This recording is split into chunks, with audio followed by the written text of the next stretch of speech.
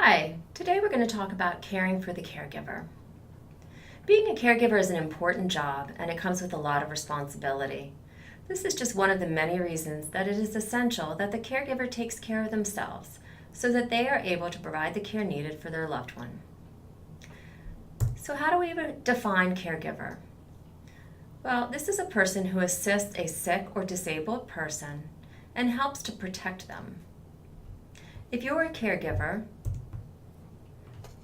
you have joined the ranks of 39.8 million other Americans, the majority of whom are female with an average age of 49. You may be a working caregiver. Almost 50% of caregivers continue to work part-time or full-time, with 21% of the workforce dealing with a caregiving issue at any given time. So, what does that tell you? You are not alone.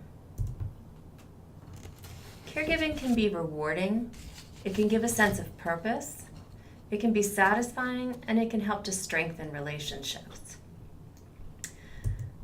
But it can also be stressful and isolating and frustrating, and it can strain relationships.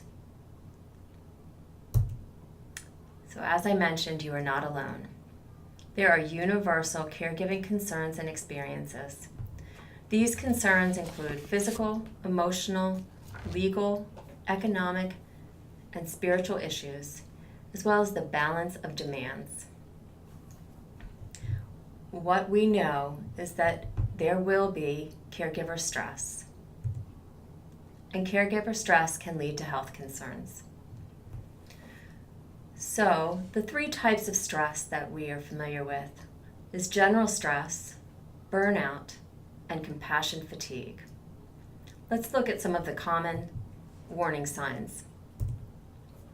So some common signs and symptoms of caregiver stress include anxiety or feeling tired, having difficulty sleeping, or trouble concentrating. Some common signs of caregiver burnout include significantly decreased energy, frequent illness such as colds or headaches, or feelings of hopelessness. Compassion fatigue is a more intense type of burnout. It is associated with post-traumatic stress disorder and is most commonly seen in professional settings, such as in nursing. So what can you do to reduce stress? There's 4 keys. First, begin by asking for help from friends or from professionals, or utilizing some services in the community.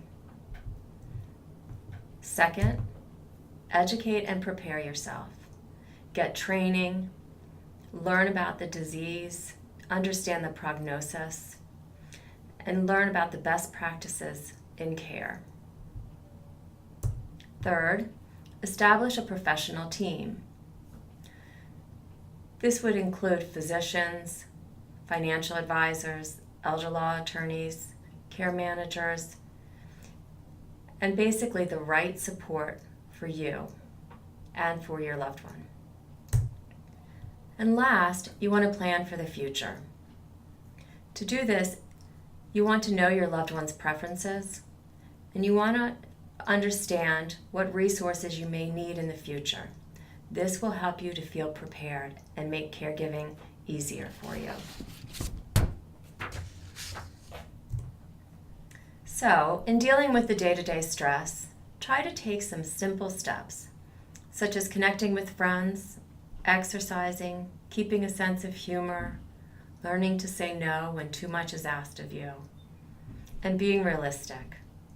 Caregiving is a tough job, and you need to be good to yourself. So finally, as you take this caregiving journey, remember why you're a caregiver.